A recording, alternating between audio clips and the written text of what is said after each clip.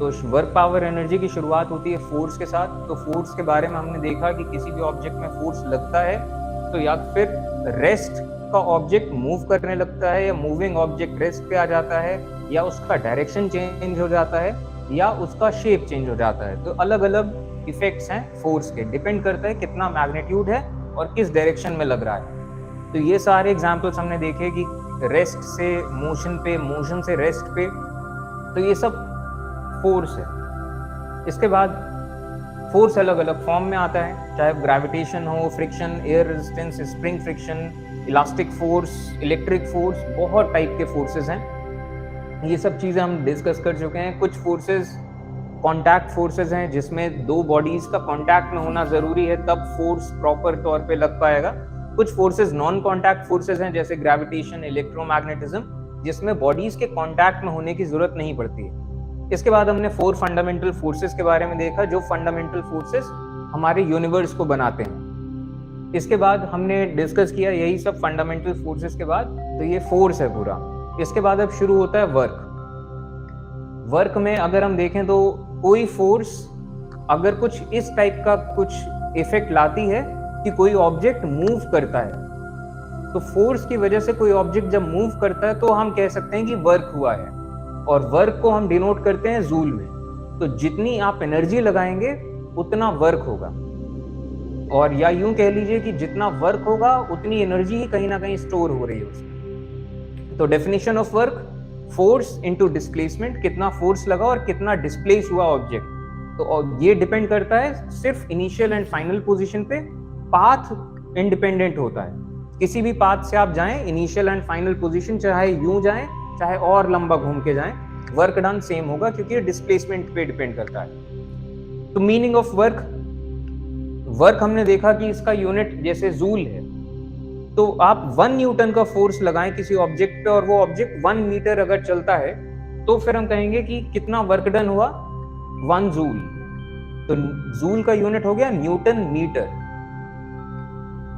और अगर ऐसा है कि यहाँ पे ये जो हमने देखा फोर्स इनटू डिस्प्लेसमेंट, ये तो तब की बात है जब फोर्स और motion of the object same direction में है। अगर ऐसा होता है कि मोशन का डायरेक्शन अलग है, फोर्स अलग डायरेक्शन से लग रहा है, तो हम फोर्स को रिजॉल्व करेंगे इसके कंपोनेंट्स में। तो वो कंपोनेंट जो कि मोशन के अकॉर्डिंग मतलब अलोंग लग रहा है, वो डिसाइड करेगा कि वर्क डन कितना है। तो जैसे कि फोर्स लग रहा है कि एंगल पे 37 डिग्री एंगल, तो ये F cos थीटा इस डायरेक्शन में है, F sin थीटा ऊपर के डायरेक्शन में है। हम सामने की तरफ खींच रहे हैं, तो F cos थीटा वाला जो इसका फंक्शन है फोर्स का, वो करेगा वर्क डन। तो वर्क डन हो जाएगा F into cos theta into displacement. और यहीं से आप ये चीज भी देख सकते हैं, cos थीटा, अगर थीटा की वैल्यू 0 है, यानी कि इस फोर्स को आप इसी डायरेक्शन में लगा दें, तो cos थीटा हो जाएगा 1। तो यानी कि मैक्सिमम वर्क डन इस केस में होगा। cos 90 0 हो जाता है, तो अगर आप फोर्स को परपेंडिकुलर लगाएं और डिस्प्लेसमेंट इस तरफ है, तो यानी कि 0 वर्क डन। और इसी वजह से सेंट्रीपिटल फोर्स ये 0 वर्क डन वाला होता है, कि हमारे अर्थ के चारों तरफ मून घूम रहा है, अर्थ फोर्स लगा रहा है, तो आप कहें कितना वर्क डन हुआ, तो वर्क डन इस केस में 0 है, क्योंकि मून का मोशन सामने है, फोर्स 90 डिग्री पे लग रहा है। और अगर ये cos थीटा 180 हो जाए, यानी कि फोर्स अपोजिट डायरेक्शन में लगे, तो F cos 180 माइनस हो जाएगा। तो और यहीं से ये कंसेप्ट आता है positive work done, 0 work done and negative work done. तो जब थीटा 90 से कम होगा, यानी कि इसका कोई ना कोई कंपोनेंट डिस्प्लेसमेंट के डायरेक्शन में है, तो ये पॉजिटिव वर्क डन है। जब फोर्स 90 डिग्री पे है डिस्प्लेसमेंट के मुकाबले, तो ये 0 वर्क डन हो गया। जैसे कि हम कोई सूटकेस लेके अगर सीधा चलते रहें, तो हमारा फोर्स ऊपर की तरफ पड़ रहा है, डिस्प्लेसमेंट सामने हो रहा है, तो work done, net work done 0 हो जाएगा। भले ही आप थक जाएं और वैसे रोजमर्रा की भाषा में आपने वर्क किया, इस फिजिक्स की भाषा में वर्क डन 0 है। इसी तरीके से फोर्स अगर 90 से ज्यादा हो जाए, तो यानी कि यहाँ पे फोर्स का कंपोनेंट रिजॉल्व करें, तो एक कंपोनेंट ऊपर जा रहा है, एक कंपोनेंट अपोजिट डायरेक्शन में जा रहा है, तो ये नेगेटिव वर्क डन का एग्जांपल है। तो नेगेटिव वर्क डन जैसे एग्जांपल यहां से देखते हैं कि इस ब्लॉक को हमने ऊपर खींच रहे हैं, तो ये पॉजिटिव वर्क डन है, मतलब इसके सेंस में। और फिर इसी चीज को हम नीचे जब ले जा रहे हैं तो ये नेगेटिव वर्क डन है कि फोर्स नीचे की तरफ लग रहा है, मतलब डिस्प्लेसमेंट नीचे की तरफ हो रहा है, फोर्स हम ऊपर लगा रहे हैं, तो ये नेगेटिव वर्क डन हो जाएगा। यहां पे वर्क डन 0 है, यहां पे वर्क डन पॉजिटिव है। ठीक है, तो फोर्स हो गया न्यूटन, वर्क हो गया जूल्स, न्यूटन मीटर, बाकी सब यूनिट्स हम देख ही चुके थे। तो 0 वर्क डन की कंडीशंस की पहली कंडीशन तो ये कि कोई डिस्प्लेसमेंट ही ना हो, आप दीवार पे जोर लगाते रहें लेकिन दीवार मूव ही नहीं करी, तो 0 वर्क डन।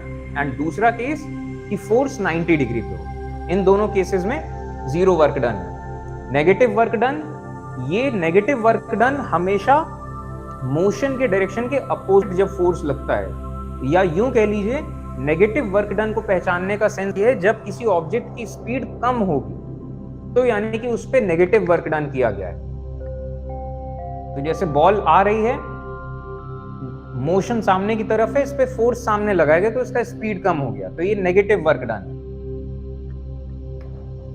ये वेट लिफ्टर वेट्स को ऊपर उठा रहा है, ग्रेविटी नीचे की तरफ है, ये ऊपर की तरफ उठा रहा है, ये अच्छा ये नीचे की तरफ ले जा रहा है, यहां से वेट्स को ऊपर उठाना, मोशन ऊपर की तरफ है, फोर्स भी ऊपर की तरफ लग रहा है, तो work done by the weight lifter positive है।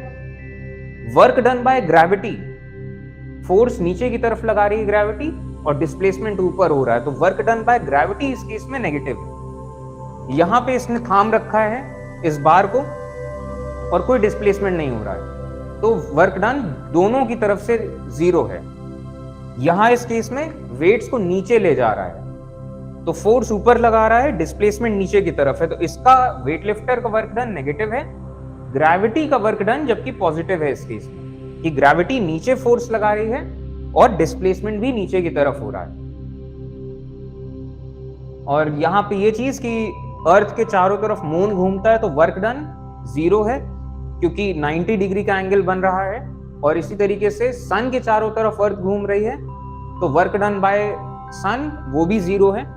तो जब 90 डिग्री पे फोर्स लगेगा तो यानी कि 0 है। तो यहां तक हमने फोर्स वर्क देखा। इसके बाद पावर हम डिस्कस कर चुके हैं कि rate of work done power कहलाता है कि कितना तेजी से आप वर्क कर रहे हैं, और दूसरे लफ्जों में आप इसे ये भी कह सकते हैं कितनी तेजी से आप एनर्जी यूज कर रहे हैं, क्योंकि वर्क ही कहीं ना कहीं स्टोर होता है एनर्जी के फॉर्म में। ठीक है, तो ये चीज आ गया रेट ऑफ वर्क डन। और रेट ऑफ वर्क डन से ही ये भी फॉर्मूला हमने निकाला कि फोर्स इनटू वेलोसिटी। तो पावर का हमने जिक्र किया। पावर के बारे में हमने देखा कि जैसे कोई कार है, रेस्ट पे है और थोड़े टाइम में वो चलने लगी और एक वेलोसिटी इसने हासिल कर ली, तो हम अगर पूछें कि कितना पावर एक्सर्ट किया इसने, तो power is equal to rate of work done. Work done कितने टाइम में, और कितना वर्क डन हुआ, जितना भी वर्क डन हुआ, ये रेस्ट पे जो कार थी जितना इसका काइनेटिक एनर्जी बढ़ गया, वही काइनेटिक एनर्जी ही वर्क डन है। तो वर्क इस फॉर्म में आ जाता है काइनेटिक एनर्जी की फॉर्म में, जो कि होती है हाफ mv²। तो यहां से ये इसका पावर निकल जाएगी। पावर की यूनिट है वॉट्स, कैपिटल W इसका साइन है, किलोग्राम मीटर स्क्वायर अपॉन ये सेकेंड क्यूब। हॉर्स पावर के बारे में हमने देखा कि 1 horse power is equal to 735 watts. बड़े यूनिट्स हम जनरली यूज करते हैं जब बड़ी क्वांटिटीज मेजर करनी होती तब के लिए सब चीजें हैं। तो एनर्जी और पावर, इसका हम एक को रिलेशन जैसे देखते हैं। अब एनर्जी क्या है? Energy is the capability to do work, कितना वर्क कर सकते हैं। और एनर्जी कहीं ना कहीं, वर्क ही कहीं ना कहीं एनर्जी के फॉर्म में स्टोर होता है, और जब एनर्जी रिलीज होती है तो वो वर्क डन करती है। ठीक है, जैसे कि एग्जांपल, हम अगर किसी गुलेल को अगर खींचें तो हमने उस पर वर्क किया, और वही वर्क इसमें स्टोर हो गया एज पोटेंशियल एनर्जी। अब जब हम इसे छोड़ देंगे तो तेजी से जाके किसी चीज पे टकराएगी, और क्या पता वो चीज टूट जाए या एनीथिंग, तो किसी चीज को हम पीछे करना हो, तो वो एनर्जी फिर उसने कन्वर्ट किया, वर्क डन कर गया। ठीक है, इसी तरीके से जैसे हम किसी हैमर को उठाते हैं तो पहले हमने वर्क डन किया जो कि उस हैमर के पोटेंशियल एनर्जी में स्टोर हो गया। अब जब हम हैमर मारेंगे किसी कील पे तो इसका पोटेंशियल एनर्जी जितनी हुई वही कन्वर्ट हो जाएगी अगेन वर्क डन। तो हम एनर्जी देखते हैं, energy is the ability to do work, और एनर्जी अलग अलग फॉर्म्स की है, ये सब हम डिस्कस कर चुके हैं। एनर्जी का भी यूनिट जूल है, और लिक्विड्स के केस में जब आता है कितना टेम्परेचर बढ़ेगा तो ये सब कैलोरीज भी एनर्जी का बायोलॉजिकल यूनिट कैलोरीज आ गया।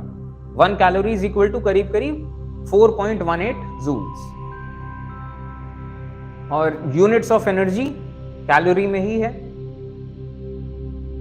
इलेक्ट्रॉन वोल्ट, कितने पोटेंशियल से इलेक्ट्रॉन को आप कितना पोटेंशियल दें कि इलेक्ट्रॉन कितना आगे जाए, ये इलेक्ट्रॉन वोल्ट, ये भी इसी चीज का एक फैक्टर है।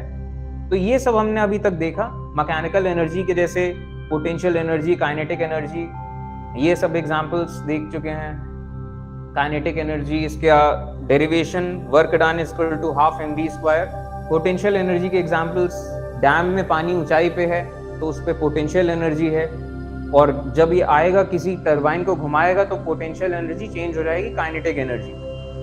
तो जो भी चीज किसी हाइट पे है या किसी स्ट्रेच स्ट्रिंग पे है तो ये सब पोटेंशियल एनर्जी के एग्जांपल्स हैं। तो ग्रेविटेशनल पोटेंशियल एनर्जी भी है एक चीज। The stored energy due to the relative position of an object in the gravitational field. Gravitational field में कोई ऑब्जेक्ट है तो उसमें इनहेरेंटली एक पोटेंशियल एनर्जी होगी, तो इसी चीज को ग्रेविटेशनल पोटेंशियल कह देते हैं। और यही चीज जो, या इसका फॉर्मूला तो ये रहा mgh, वही चीज कि हम एक पेन को ऊपर उठाएं तो कितना हमने इस पे वर्क डन किया mgh, और कितना एनर्जी इसमें एक्स्ट्रा स्टोर हो गया mgh। तो ग्रेविटेशनल पोटेंशियल एनर्जी, और इसी तरीके से इलेक्ट्रिक पोटेंशियल एनर्जी भी होती है कि इलेक्ट्रिक फील्ड में आप किसी एक चार्ज को पास लाएं तो आपको वर्क करना पड़ेगा, और यही वर्क इसके एनर्जी के फॉर्म में स्टोर हो जाएगा। ठीक है, तो ये इसके अलग अलग कैसे फॉर्म में आता है। वर्क डन कहीं पे आएगा फोर्स इनटू डिस्प्लेसमेंट, कहीं पे ग्रेविटेशनल पोटेंशियल एनर्जी स्टोर हो रही है, कहीं पे काइनेटिक एनर्जी बन रही है। ये इलेक्ट्रॉन्स के केसेस हैं जहां पे ये वर्क पावर एनर्जी, जहां electrical power and electrical work वाली जब चीजें आएंगी तो फिर इन चीजों का यूज होगा। ये सब क्लास 10th में आएगा। और इसके बाद पेंडुलम में हम ये चीज देख चुके हैं कि कैसे पोटेंशियल एनर्जी कन्वर्ट होती है काइनेटिक में, काइनेटिक कन्वर्ट होती है पोटेंशियल में, और इसके बाद एनर्जी ट्रांसफॉर्म होती है एक फॉर्म से दूसरे फॉर्म। तो जैसे इलेक्ट्रिकल एनर्जी को हम टेलीविजन चलाते हैं तो ये लाइट भी देती है, साउंड भी देती है। हम इसी जनरेटर का यूज करके हम लाइट को जला सकते हैं, ये हीट एंड लाइट देगा बल्ब। केमिकल एनर्जी और फ्यूल का इस्तेमाल हम कर सकते हैं कार चलाने में। तो हम एनर्जी को अलग अलग फॉर्म्स में चेंज कर सकते हैं। तो हमने केमिकल एनर्जी को जैसे टॉर्च में लगा दिया तो लाइट एनर्जी बना दिया, इसी चीज को कहीं स्पीकर में लगा दिया तो ये साउंड एनर्जी भी बनने लगेगा। एनर्जी के कन्वर्जन्स का एक एग्जाम्पल ये डैम का दिखाया गया है कि जैसे पानी स्टोर्ड है डैम के ऊपर एक हाइट में, तो इसमें पोटेंशियल एनर्जी है। ये पानी जब खोल दिया जाता है यहाँ से तो पानी बहुत तेज स्पीड के साथ आता है। यहाँ पे लगी है टरबाइन जो कि बहुत तेजी से गोल गोल घूमती है। इस टरबाइन से जुड़ा है जनरेटर। तो जब ये टरबाइन तेजी से गोल गोल घूमती है तो जनरेटर का काम है इस मोशन से इलेक्ट्रिसिटी बनाना। तो ये इलेक्ट्रिसिटी यहाँ क्रिएट होती है, और ये इलेक्ट्रिसिटी फिर ट्रांसफॉर्मर्स के जरिए और वायर्स के जरिए फिर पहुंचती है हमारे घरों में, और हम उस इलेक्ट्रिसिटी का हम कोई किसी भी अप्लायंस से अकॉर्डिंगली, चाहे हम उसे हीट में कन्वर्ट करें टोस्टर के सेंस में, या हम उसे मैकेनिकल एनर्जी के यूज में करें मिक्सी के सेंस में, चाहे टीवी, चाहे एनीथिंग। तो पोटेंशियल एनर्जी, फिर काइनेटिक एनर्जी, काइनेटिक एनर्जी से इलेक्ट्रिकल एनर्जी, इलेक्ट्रिकल एनर्जी से अज्ञान फिर हम जो भी यूज करें, तो हम एनर्जी को कितनी बार अलग अलग फॉर्म्स में चेंज कर रहे हैं। ये है जनरेटर, नहीं ये मोटर है। जनरेटर का भी इसमें नहीं है, लेकिन मोर और लेस जनरेटर भी ऐसा ही होता है। उसमें भी वही चीज है कि जब ये मोशन होगा, दोनों में चीज सेम रहती है, जनरेटर और मोटर वैसे क्लास 10th की चीजें हैं, लेकिन फिर भी एक सेंस में बता दे रहा हूं कि जब मैग्नेटिक फील्ड में ऐसे कॉइल होती है और आप कॉइल को घुमाएं तो कॉइल में चेंज इन मैग्नेटिक फील्ड होगा, जिसकी वजह से इलेक्ट्रिसिटी बनेगी। तो अगर आप कॉइल को घुमाते रहें तो इलेक्ट्रिसिटी बनती रहेगी। अच्छा, ये कॉइल को लगातार घूमते कैसे रहेगी? जो पानी आ रहा है वो ही घुमाते रहेगा, और पानी ही घुमाते रहेगा तो ये हमेशा घूमती रहेगी और बिजली बनती रहेगी। ठीक है, तो ये इस टाइप से हम कन्वर्जन करते हैं एक फॉर्म ऑफ एनर्जी का दूसरे फॉर्म ऑफ एनर्जी में। ये जैसे स्पीकर है, इलेक्ट्रिसिटी को हम कन्वर्ट कर रहे हैं, ये जो डायफ्राम है इसके मोशन में, और डायफ्राम का जो मोशन होता है ये साउंड क्रिएट करता है, वाइब्रेशंस। ठीक है, तो यहां से करीब करीब चैप्टर कंप्लीट होता है। मतलब हमने पूरा चैप्टर कैसे वैसे कल पढ़ ही लिया था, ब्रशअप भी कर लिया। अब आगे क्वेश्चंस कुछ देखते हैं। कुछ एक क्वेश्चंस कल भी किए थे, आज और आगे करते हैं। आपको काइनेटिक एनर्जी फाइंड करनी है एक बॉडी की जिसका मास है 2 kgs और जिसकी वेलोसिटी है 0.1 मीटर्स पर सेकेंड। बहुत इजी क्वेश्चन है, करिए, आंसर बताइए, सही आंसर। काइनेटिक एनर्जी का फॉर्मूला क्या होता है? तो सब कुछ दिया हुआ है, सही आंसर बताइए जल्दी। यहाँ इसमें यूनिट कन्वर्जन करने की जरूरत नहीं पड़ेगी, किलोग्राम्स है, मीटर पर सेकेंड, ये भी सही है। और आंसर किस में आएगा? आंसर की यूनिट क्या होगी? केजी मीटर पर सेकेंड नहीं होगी, वी स्क्वायर है वो। तो फाइनल यूनिट क्या होगी? फाइनल यूनिट क्या होगी? हम एनर्जी निकाल रहे हैं, हाँ, एनर्जी की यूनिट फाइनली जूल्स कहेंगे उसको। Half m v square 0.1 into 0.1, तो ये 2 कट जाएगा, क्या बचेगा? 1 1 जा 1, इधर 1 डेसिमल पॉइंट, इधर 1 डेसिमल पॉइंट, मल्टीप्लिकेशन है तो यानी कि 2 डेसिमल पॉइंट। तो 1 डेसिमल पॉइंट आ गया, एक और आ गया, अब आया डेसिमल, और आंसर जूल्स। ठीक है, अब चलिए अगला क्वेश्चन करते हैं। ये तो बहुत एलिमेंट्री क्वेश्चन था।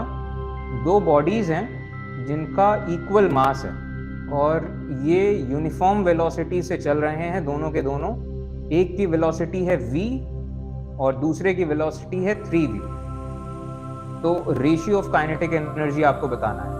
ठीक है, काइनेटिक एनर्जी ऑफ फर्स्ट कितना हो गया? Half mv square. Kinetic energy of 2 क्या हो गया? Half into m into v square, यानी कि ये क्या हो गया? हाफ m 9v स्क्वायर, जिसको हम कह सकते हैं finally 9/2 mv square. mv square इसमें भी है, mv स्क्वायर इसमें भी है, 1/2 इसमें भी है, सेम सा लग रहा है। तो kinetic energy of 1 upon kinetic energy of 2, answer आया किसी का अभी तक? mv स्क्वायर 1/2 अपॉन 9/2 क्या आएगा? 9/9 यार, यहाँ अब तो कर दीजिए, 1/2 अपॉन 9/2, हाँ ये आएगा 1:9। ठीक है, क्लियर है? तो गलती क्या हो रही थी? इतना सिंपल चीज तो है। जो लोग ऑनलाइन है आप लोग भी बताते रहे क्वेश्चन आंसर्स। कितना वर्क डन किया जाए किसी बाइसिकल पे, जिस बाइसिकल का जो मास है 20 kgs और इसकी जो स्पीड है, ये स्पीड 2 मीटर पर सेकेंड से बढ़ के ये स्पीड हो जाए 5 मीटर पर सेकेंड, तो कितना वर्क डन किया जाए? बताइए, प्रोसेस बताइए क्या होगा, प्रोसेस क्या है, वर्क डन निकलेगा कैसे? एक साइकिल है 2 मीटर पर सेकेंड की स्पीड से चल रही है, आप कितना वर्क डन करें उस पे कि वो 5 की स्पीड से चलने लग जाए। वर्क डन के बारे में हमने अभी तक क्या क्या पढ़ा है?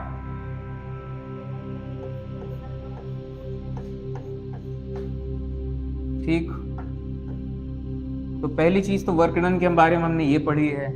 यहाँ पे फोर्स दे नहीं रखा है, डिस्प्लेसमेंट भी नहीं दे रखा है। वर्क डन के बारे में यानी कि यहां से तो नहीं निकल पाएगा। वर्क डन के बारे में और क्या पढ़ा है हमने कि वर्क डन कभी कभी एनर्जी में स्टोर हो जाता है, एनर्जी के फॉर्म में, और वो एनर्जी हो सकता है work done is equal to mgh हो जाए, और हो सकता है वो वर्क डन हाफ mv² हो जाए।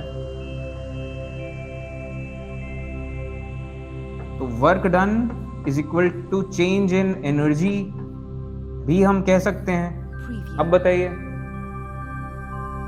यहां से हमें दिख रहा है कि हाँ ये चीज सही है। यहां पे हम चेंज इन एनर्जी बता सकते हैं। जितना भी वर्क डन आप करेंगे वो वर्क डन किस में चेंज होगा? काइनेटिक एनर्जी में। चलती हुई साइकिल है, काइनेटिक एनर्जी है उसमें। तो यहां इस केस में जितना भी आप वर्क डन करेंगे ये स्टोर होगा इस वाले फॉर्म में, या स्टोर क्या होगा मतलब ये कन्वर्ट होगा, यही काइनेटिक एनर्जी बनाएगा उसकी। अच्छा, चेंज इन काइनेटिक एनर्जी क्या है, कैसे निकालेंगे चेंज इन काइनेटिक एनर्जी? पहले कितनी काइनेटिक एनर्जी थी? Half mv²। इसके बाद जब 5 हो जाएगी तो हाफ mv²।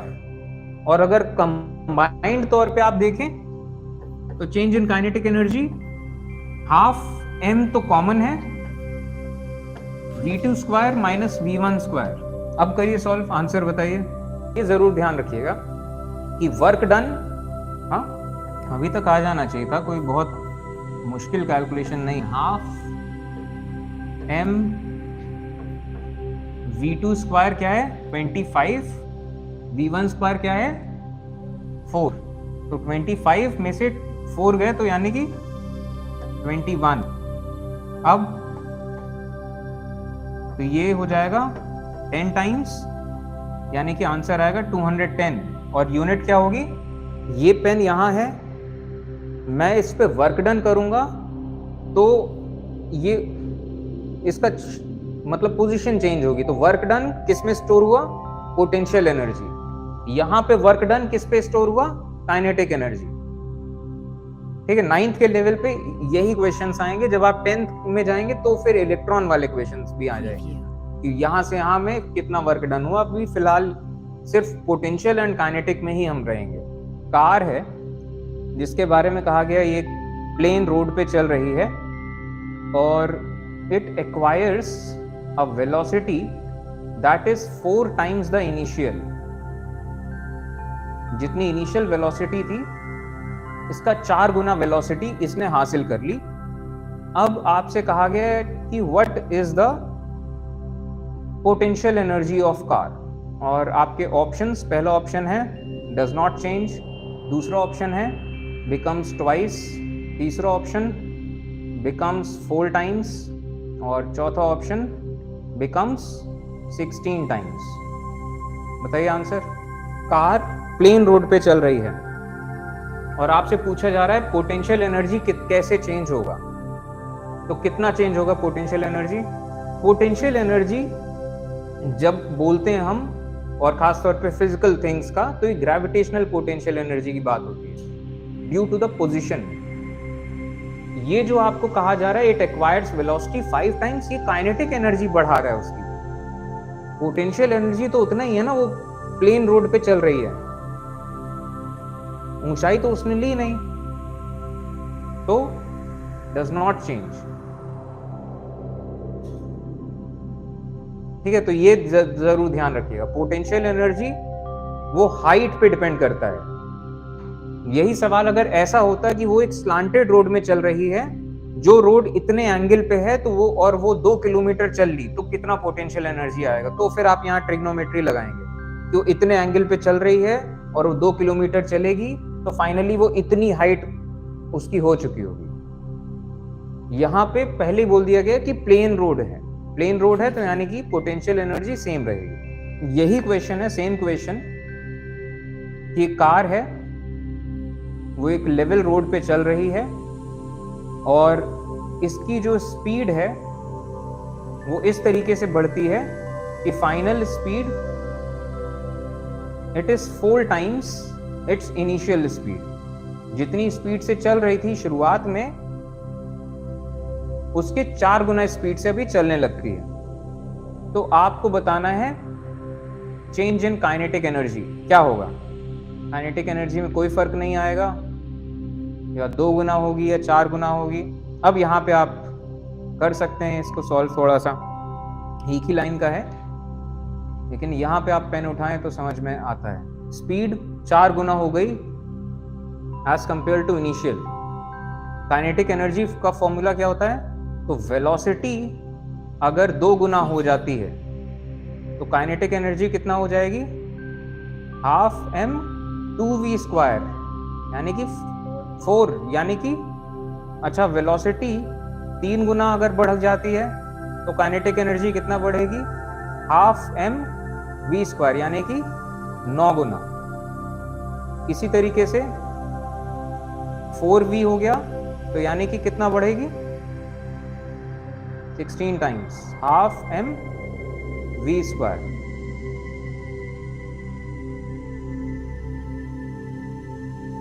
तो आप ये वाला रिलेशन देख सकते हैं, मास के साथ कैसे डिपेंड कर रहा है, लीनियर तौर पे। अगर एक बॉडी है जिसका मास m है, दूसरी बॉडी है जिसका मास 2m है और दोनों सेम स्पीड से चलते हैं, मास 2 गुना कर दिया तो काइनेटिक एनर्जी भी 2 गुना हो जाएगी सेम वेलोसिटी पे चलने के लिए। और अगर मास वही रखते हैं, वेलोसिटी चेंज करते हैं तो वेलोसिटी का स्क्वायर है, तो वेलोसिटी 2 गुना तो काइनेटिक एनर्जी 4 गुना, वेलोसिटी स्क्वायर। वेलोसिटी 5 गुना तो काइनेटिक एनर्जी 25 गुना, और मास 5 गुना तो काइनेटिक एनर्जी भी 5 गुना। और यहीं से ये बात भी आप देख सकते हैं कि अगर मास बढ़ा दें, स्पीड अगर सेम भी रखें लेकिन मास बढ़ा दें तो काइनेटिक एनर्जी कहीं ज्यादा बढ़ जाती है।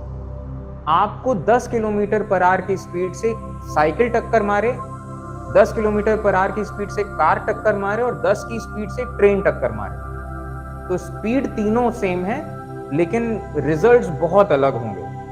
क्यों? कि जस्ट बिकॉज मास का फर्क है। ट्रेन 10 मीटर पर सेकेंड की स्पीड से टक्कर मारेगी तब भी बहुत ज्यादा। नेगेटिव वर्क डन के केस में डिस्प्लेसमेंट एंड फोर्स के बीच में कितना एंगल होता है। एक आयरन स्फीयर है जिसका मास है 10 kg और इसी के साथ साथ एक एल्यूमिनियम का स्फीयर है सेम डायमीटर का जिसका मास है 3.5 kg, और ये दोनों सेम डायमीटर के हैं, सेम साइज। अब कहा गया है कि बोथ आर ड्रॉप्ड साइमल्टेनियसली, दोनों को एक हाइट पे ले जाया गया और दोनों को एक साथ छोड़ा गया। बोथ ड्रॉप्ड स्पॉन्टेनियसली, स्पॉन्टेनियसली क्या, साइमल्टेनियसली। तो अब आपसे कहा गया है कि जब ये दोनों के दोनों 10 मीटर की ऊंचाई पे हों, 10 मीटर अबव ग्राउंड, तो इस केस में क्या क्या चीजें सेम रहेंगी। तो आपके ऑप्शंस, एक्सेलरेशन, दूसरा ऑप्शन मोमेंटम, और इसके बाद पोटेंशियल एनर्जी या काइनेटिक एनर्जी। बताइए क्यों, बताइए रीजन बताइए। आप दो ऑप्शन क्यों बता रहे हैं, एक ऑप्शन बताइए। काइनेटिक एनर्जी सेम रहेगी दोनों की। काइनेटिक एनर्जी, चलिए ठीक, हमने इनको इस हाइट से छोड़ा, ये है मास m1, ये है मास m2। मास m1 है 10 किलो का, मास m2 है 3.5 किलो का। तो जब ये ग्राउंड, ये रहा ग्राउंड से 10 मीटर की ऊंचाई पे हैं दोनों के दोनों, काइनेटिक एनर्जी इसका कितना होगा, हाफ mv², इसका हाफ mv², लेकिन मास दोनों का अलग है तो काइनेटिक एनर्जी सेम नहीं होगा। हम अभी तक यही तो डिस्कस करते हैं कि मास अलग है तो बहुत फर्क पड़ जाता है। पोटेंशियल एनर्जी यहां पे कितनी होगी, mgh, mgh में भी m आ रहा है, इसमें भी mgh, तो काइनेटिक एनर्जी क्या होता है, हाफ mv स्क्वायर, इसमें मास का टर्म अलग है। पोटेंशियल एनर्जी mgh, इसमें भी m का टर्म आ रहा है जो कि दोनों अलग हैं। मोमेंटम क्या होता है, मास इनटू वेलोसिटी, इसमें भी मास का टर्म आ रहा है। एक्सेलरेशन, एक्सेलरेशन सेम होगा, force due to acceleration, gravitation chapter हमने ये तो पढ़ा कि हैवी ऑब्जेक्ट हो चाहे लाइटर ऑब्जेक्ट हो, अगर आप एयर रेजिस्टेंस को हटा दें तो वो सेम एक्सेलरेशन से गिरेंगे, सेम टाइम पे गिरेंगे, सेम एक्सेलरेशन से गिरेंगे। एक्सेलरेशन दोनों का सेम होगा, इस पॉइंट पे आते आते स्पीड दोनों की सेम होगी, लेकिन kinetic energy, potential energy, momentum, ये तीनों अलग होगा क्योंकि ये तीनों इंडिविजुअल बॉडी के मास पे डिपेंड करते हैं। आपने ग्रेविटेशन चैप्टर नहीं पढ़ा, वो पूरा चैप्टर इसी बारे में था। एक्सेलरेशन ड्यू टू ग्रेविटी ये सेम है, ये दोनों के दोनों same acceleration due to gravity इस पे काम कर रहा है, सेम तरीके से गिरेंगे। चलिए अगला क्वेश्चन करते हैं। अगर आप किसी हथौड़े को और किसी बहुत हल्के से पंख को भी साथ में गिराएं तब भी वो जमीन पे साथ में गिरेंगे, अगर कोई एयर रेजिस्टेंस नहीं है तो, वैक्यूम में। तो बहुत अजीब सा लगता है सुनने में, लेकिन बात सच है। Water stored in a dam, इसमें कौन सी एनर्जी है, पोटेंशियल। कंस्ट्रक्शन के जगह पे एक जगह ऐसा है कि ग्राउंड के लेवल से किसी एक लोड को बिल्कुल यूं सीधे उठाया गया यहां से यहां तक, और दूसरे केस में ये हुआ कि इसी हाइट पे ले जाने के लिए एक स्लांट लगा दिया गया। तो वर्क डन, ये पहला केस। दूसरा केस, वर्क डन किस में ज्यादा होगा, कितना वर्क डन हुआ, इसके बारे में एक और बात ध्यान रखिए। उस टाइम पे भी मैंने बोला था ये सिर्फ इनिशियल एंड फाइनल पोजीशंस पे डिपेंड करता है। यहाँ पे वर्क डन जो है ये सेव हो रहा है एज पोटेंशियल एनर्जी। यहाँ पे कितनी पोटेंशियल एनर्जी, ये जो ब्लॉक था, ये ब्लॉक यहां से यहां आ गया तो कितनी पोटेंशियल एनर्जी आई, mgh। यहाँ पे ये जो ब्लॉक था, ये ब्लॉक आप यहां से यहां लाए, यूं करते करते लाए, यहां पे लाए, कितनी पोटेंशियल एनर्जी है, तो वर्क डन तो सेम है। ये वही वाली बात है कि आप रोजमर्रा के सेंस मत देखिए, रोजमर्रा में तो वो अटैची लेके चलना भी काम है, आप थकोगे, लेकिन फिजिक्स की लैंग्वेज में नो वर्क डन। तो जो आप वर्क कर रहे हो वही पोटेंशियल एनर्जी के फॉर्म में बन रहा है, और work is independent of path. इसको भी लिख दे रहा हूं, ध्यान रखिएगा।